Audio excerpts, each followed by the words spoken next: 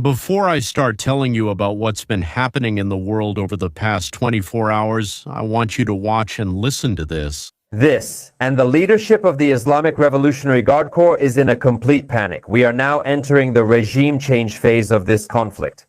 The reason President Trump caused chaos was because earlier today he made a statement that someone from Iran wants to talk to us, and yes, we are going to talk to them. The IRGC, on the other hand, said it wasn't us. We are not talking to Trump at all. And then, out of nowhere, rumors started spreading that the Speaker of the Iranian Parliament, Kalibaf, is the one negotiating with the Americans. But Kalibaf is still part of this regime. Kalibaf panicked. He made a public statement saying, "No, wait, it's not me." They even claimed that he had just arrived in Pakistan and Islamabad to negotiate with the Americans. He replied, "I'm right here in Iran. Everything is fine."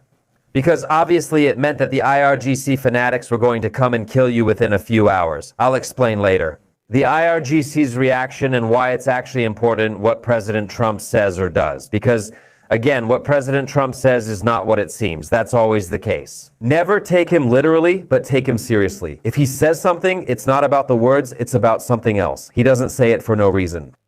I completely agree with Tusi. What Trump says is not always what you think he said, but it's always aimed at someone and meant to achieve something.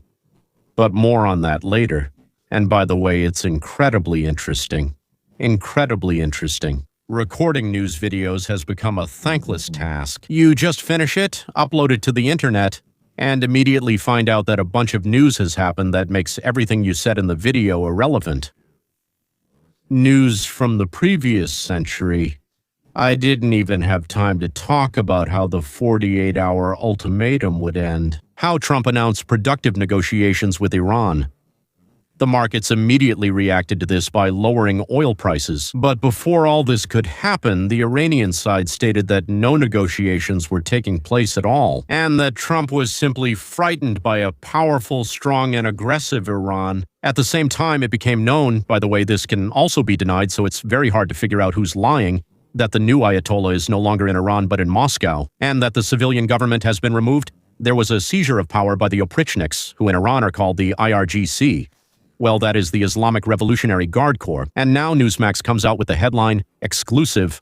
The Ayatollah has fled to Russia. The IRGC has taken power into its own hands." Relying on information from, as they write, a high-ranking source in the Gulf states, the authors of the report reveal that Iran's civilian leadership has effectively been removed from power. The Islamic Revolutionary Guard Corps is now making almost all key decisions, from military strategy to nuclear policy. But even more troubling, the country's top leadership is described as increasingly isolated and vulnerable amid growing concerns that it has been deeply infiltrated by foreign aggressors. Имеется в виду, естественно, американская и израильская. Their source reports that Mashtaba Khomeini has received a new injury in addition to the previous one and has been evacuated to Russia. The report also confirms the critical importance of Kark Island as an economic lifeline for Iran. President Donald Trump is planning in the near future, as it is written there and as we discussed, to seize Kark as well as the nearby oil fields. This move could paralyze Tehran's economy while drastically changing the situation in the global energy markets. However, there is one unpredictable factor, and it's called Russia. The crisis of Iran's civil leadership and the growing role of Russia mean that this conflict could escalate rapidly. We will also talk with you about the terrorist attack in London, about the preparation and execution of other terrorist acts carried out by Iranian terrorists who were sent in because it was for such a moment that Iran trained hundreds of militants to kill civilians in Western countries. But let's go back for a minute to the battles and fighting, and then we'll move on to politics and economics. So, the chronology of the 24th day of the war. Early in the morning, the IDF launched major strikes on Tehran's infrastructure. Iran launched the 75th wave of attacks on Israel and American bases in the region.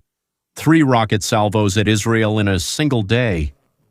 The IDF eliminated the commander of the Lebanese Quds Force unit in Beirut. In total, over 23 days of war, the IDF carried out about 9,000 strikes on Iran, and the U.S. about 8,500. The IDF spokesperson said, "We are facing several more weeks of combat operations against Iran." On March 22, Trump issued an ultimatum. Open the Hormuz Strait for 48 hours, or else there will be strikes on power plants. Iran responded, "We will completely close the strait and destroy all U.S. infrastructure in the region." On March 23, Trump wrote on Truth Social about productive negotiations and a 5-day pause in strikes. Oil dropped from 112 to 91 immediately after he wrote that. Then it stabilized somewhere around 90%. The Iranian Foreign Ministry immediately denied that there were any negotiations and said that the Hormuz Strait is closed to aggressors. Trump also spoke about points of contact with Iran and demanded that its nuclear materials be removed from the country. What's happening with Russia and Ukraine? The war in Ukraine is less in the spotlight due to the Middle East, but it continues. Deputy Foreign Minister of Russia Rudenko said that Russia is ready for negotiations on Ukraine with specific terms. No. Trump said on March 20th that Ukraine negotiations are happening almost daily and significant progress has been made. The Kremlin's spokesperson Peskov said there's a pause in the trilateral dialogue because the Americans are occupied with other important matters. According to the Financial Times, Trump is losing interest in the Ukrainian settlement because of Iran, and he might punish Europe by turning away from Ukraine if things go wrong in the Middle East. So you don't help me and I won't help you either. And besides, Trump also accused Zelensky of dragging out the peace negotiations. So we need to understand whether Trump is a genius or if he brings chaos. Today, Trump did something that his critics called a retreat, while his supporters called it a brilliant maneuver. Considering the time frame of 5 days, who is involved and what is happening in Iran? How should we understand Trump's statement that negotiations are underway? Trump says there are negotiations with the Iranian side, but others claim that no negotiations are taking place at all. Most likely, negotiations are being held with some people, while statements are being made by others. Those with whom the negotiations are being held want to make concessions in order to survive and stay in power. Those who don't want any negotiations believe they have enough surprises up their sleeve to end this war without signing a surrender agreement. Any agreement in which Iran commits to allowing the United States of America to control the movement of oil from the perspective of this faction is considered a surrender. The whole question is whether the civilian government has any forces that can stand up to the core. Let's imagine and decide, for example, that it's the army and that it can be mobilized against the core. Then the Americans and Israelis from the air as well as from the sea will help the army crush the core, their headquarters, their concentrations of troops, everything connected to their power, which naturally will give the army the opportunity to advance and capture what needs to be captured. In addition, 6,000 American Marines, which of course is not a large force in terms of the whole country, but to capture 1 or 2 islands and land at several points along the coastal zone of Iran, that's enough. Such a combination of the army plus Israel and the U.S., especially with the support of the people, is something the military junta, which seems to have formed in Iran, will not withstand. In this context, it's possible to understand what it means to postpone by 5 days the carpet bombing of Iran that Trump threatened. In general, if you've noticed, Trump does everything he can and holds out until the last moment to avoid military action, and only starts it after extending his ultimatums multiple times. This has happened more than once already. As long as there's a chance to solve the problem without gunfire, Trump will try to resolve it without gunfire, without bombings, without the wailing of sirens. Why does Israel believe that we all still have several weeks of fighting ahead, meaning both against Iran and against Hezbollah as an extension of Iran? In the statements of the IDF spokesperson, it was mentioned several times that Israel's initial goal was to strike 14,000 targets. Can you even imagine that? This is madness. 14,000 targets on Iranian territory. They had to find all of them, map them all out. And that's what Israel took upon itself, not counting what the United States was doing. Given that, as the IDF told us, 9,000 targets have already been hit, Israel still has 5,000 strikes left to complete its mission, hoping they will all be successful. Plus, of course, there are targets on Lebanese territory, meaning those connected to military sites now belonging to Hezbollah. And as for Iran, it's clear that absolutely nothing is clear. But perhaps within the next 5 days, we will find out why the decision to carry out massive bombings of Iran's infrastructure and energy sector was postponed. By the way, there's a very serious possibility that with these bombings, Trump was threatening not only Iran, but even more so those who would be seriously affected if Iran's energy sector were damaged or completely destroyed. For oil to come from Iran, it has to be pumped out of the ground, delivered to the port, and then loaded onto oil tankers. I'm not even talking now about the fact that oil tankers need to be able to safely pass through the strait. How is the situation being assessed today? Who is suffering the most today from the fact that deliveries have stopped or seriously slowed down? Well, let's see. Japan, China, South Korea, all of Europe. And who isn't suffering from this? The United States of America isn't directly suffering from this. The oil we buy is mostly American, or so to speak, comes through other channels, like Nicaragua, for example. Of course, the fact that prices are rising on the world market is bad for us too, but there's a difference. Bad versus terrible. So it's bad for us, but for them, it's terrible. It seems that Trump gave all those countries, the ones for whom things are already terrible, 5 days to decide what they will do so things do not become a total disaster.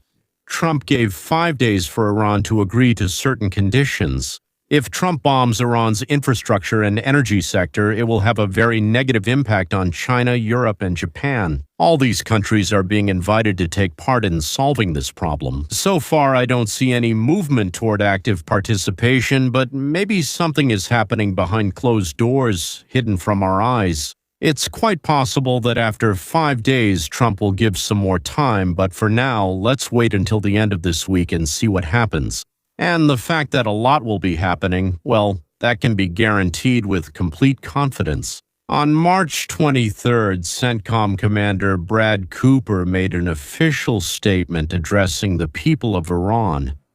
Военный к жителям. The following was said: "For now, the danger is too great, so stay at home. When the time comes, we will give you a signal, and you will be able to go out into the streets to drive out the bloody regime and take power into your own hands." I have never heard anything like that in my life. For American military to coordinate the resistance movement in the streets of cities in other countries that we attacked.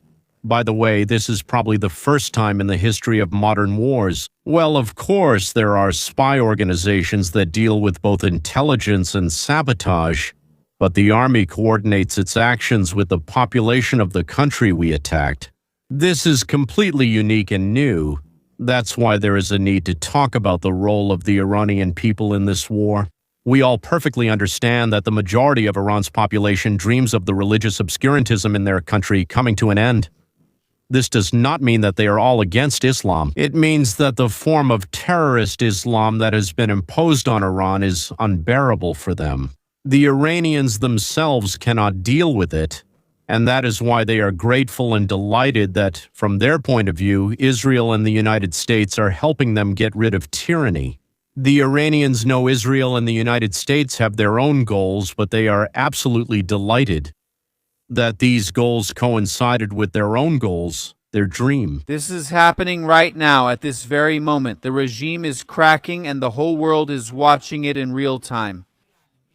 After 3 weeks of the most destructive and precise bombardment in modern military history, after the destruction of Iran's air force, navy, radar systems, and the near-complete decapitation of its military leadership, the Islamic Republic of Iran is staring into the abyss. And now they openly admit it. There are no other options, so you know what to do. Be sure to hit the bell and subscribe to the channel. President Trump has just made a sensational statement.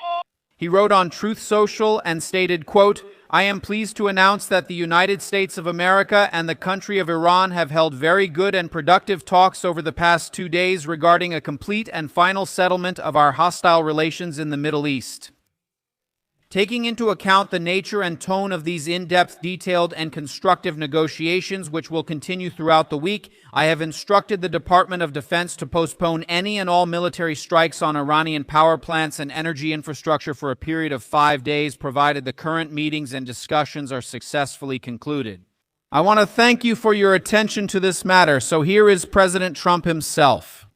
Who is he without talking to him, Mr. Who in Iran? This is the top level. This is the key figure. Don't forget, we completely destroyed all the leadership, the first, the second, and for the most part, even the third tier. But we are dealing with a man whom I believe is the most respected and who is the real leader. You know, it's not that simple. They eliminated everyone. We eliminated everyone. Is this the Supreme Leader? No, not about the Supreme Leader. No one has ever heard of the second Supreme Leader, his son. Absolutely no one. We haven't heard anything from this son.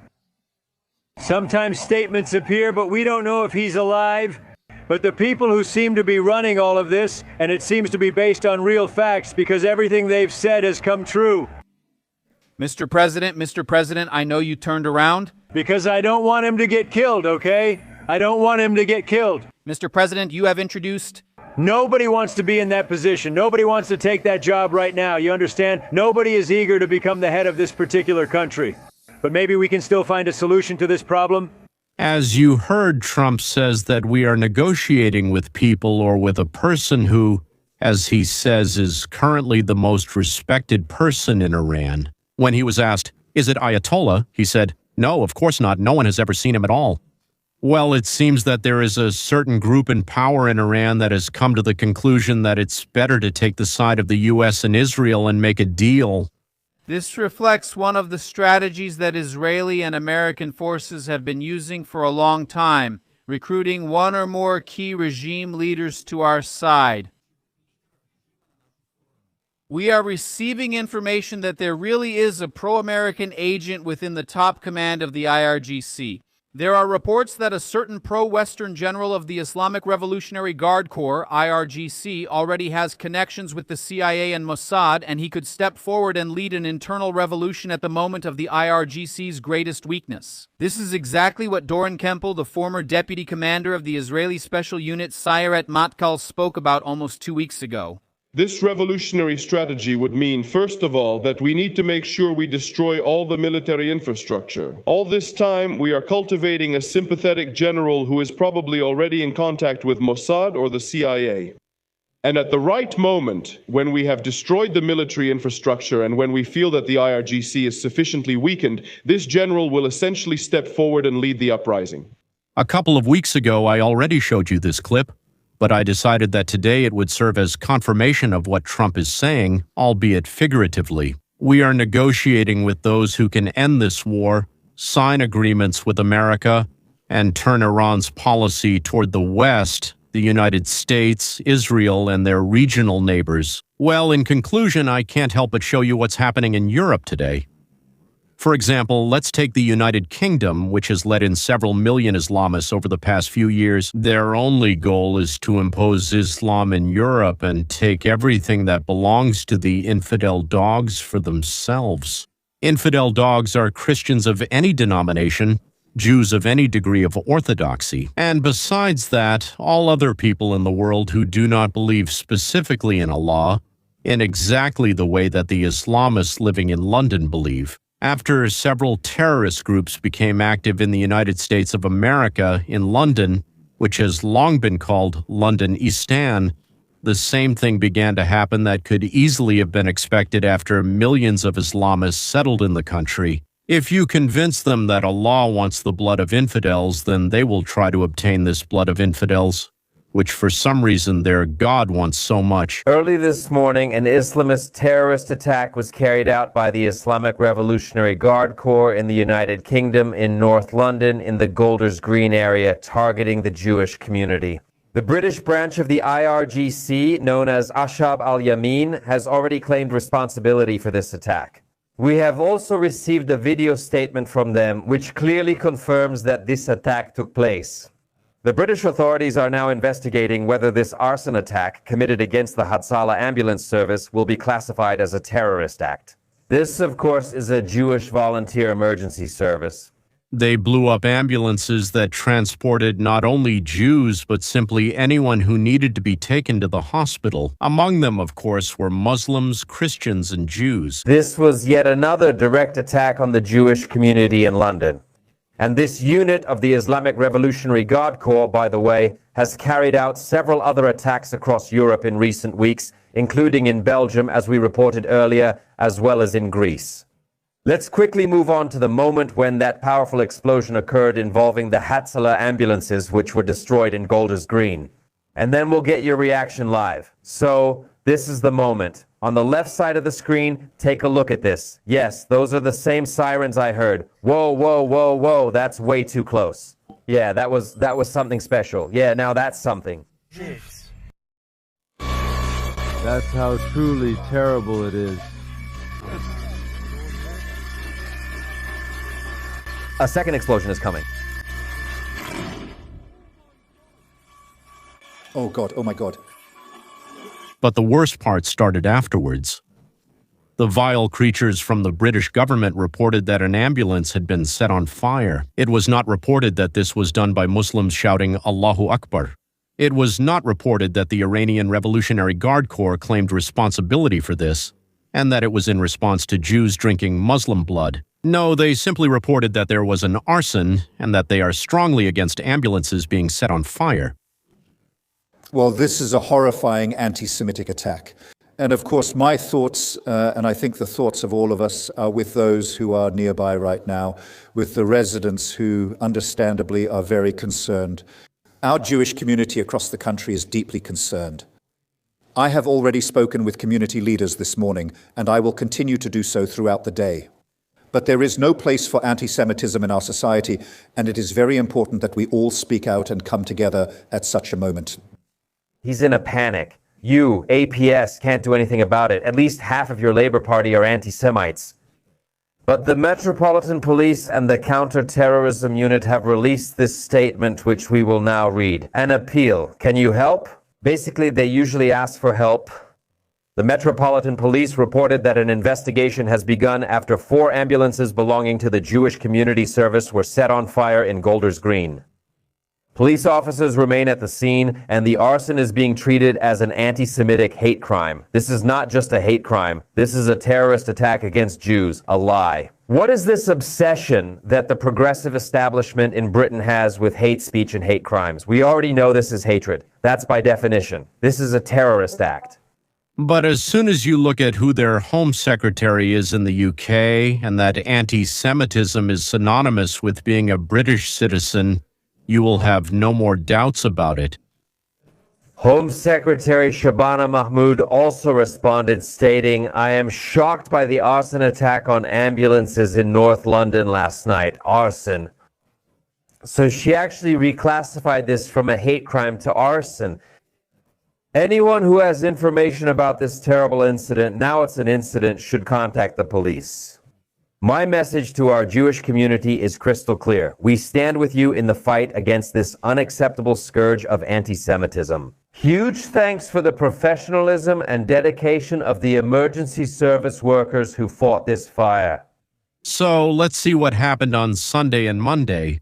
The 48-hour ultimatum turned into an additional 5 days. America's ultimatum threatens all countries that depend on oil supplied from the Middle East. If Europe doesn't help us with Iran, then it's quite possible that America will stop helping Europe with Ukraine, and even sooner than planned.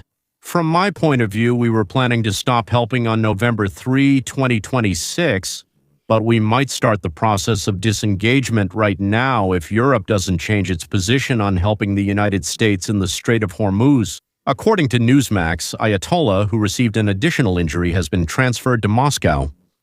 The Ukrainian authorities have split into at least 2 factions. One is civilian, the other is the leadership of the core. The U.S. is negotiating with one group while the others are responding with gunfire. Both the U.S. and Europe have experienced a series of terrorist attacks. Iran is threatening increased killings among the population. Talks between Russia and Ukraine have stopped. America has a completely different stance on this. The Pentagon informed the people of Iran that they should not go outside for now and should wait for a signal. We have not been told what needs to happen for that signal to be given. It seems that this is somehow tied up with the negotiations with Iran's civilian leadership, but whether it involves some IRGC generals or not, we don't know. At least there are rumors about one. A high-ranking general in the Corps who is cooperating with Israel and America. But the British governments have always been vile creatures, and they still are. They have a good tradition of that. They were vile in 1923, and then they were vile in 1945. They became completely vile. In 1948, I'm talking about the history of Palestine, Israel, and so on. And not for a second did they stop being that way. So now women in England cover their hair with a scarf. And men declare their love for Palestine. That's their code to say they hate Jews, but in a figurative way. To be clear, you couldn't pin anything on them. Gentlemen, we are incredibly lucky. We don't live in that vile old world. We still have a chance. Although, of course, the Democratic Party in the U.S., which is loved by all graduates of Western liberal arts universities, fully supports the Europeans. That's who they prefer. So we've gotten lucky one more time, namely with the fact that the Tea Party first emerged in the U.S., then MAGA, and at its head stood a man to whom this country may owe its revival. Well, the world today is built in such a way that when the United States is revived, all other countries begin to rise from the ashes after it. At least what we call the civilized world. That's all. Until next time.